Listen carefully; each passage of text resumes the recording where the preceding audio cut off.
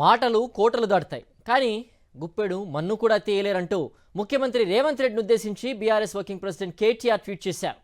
3 నెలల్లో కనీసం ఎస్ఎల్బీసీలో ఇరుక్కున్న మృతదేహాల్ని కూడా తీయలేకపోవడం ఎంత సిగ్గుచేటన్నారు. ఇప్పటికైనా ఆ కుటుంబాలను కలిసి వారికి ప్రభుత్వ సాయాన్ని అందించండి అన్నారు.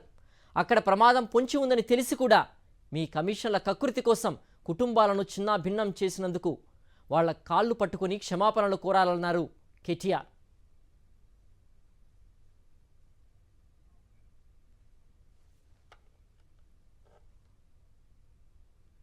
మాటలు కోటలు దాటుతాయి కానీ గుప్పెడు మన్ను కూడా తీయలేరంటూ ముఖ్యమంత్రి రేవంత్ రెడ్డిని ఉద్దేశించి BRS working president KTR tweet చేశారు.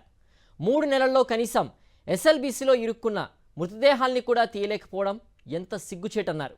ఇప్పటికైనా ఆ కుటుంబాలను కలిసి వారికి ప్రభుత్వ సాయాన్ని అందించండి అన్నారు. అక్కడ ప్రమాదం పొంచి ఉందని తెలిసి కూడా మీ కమిషన్ల కకృతి కోసం కుటుంబాలను చిన్నాభిన్నం చేసినందుకు వాళ్ళ కాళ్ళు పట్టుకొని క్షమాపణలు కోరాలన్నారు కేటీఆర్.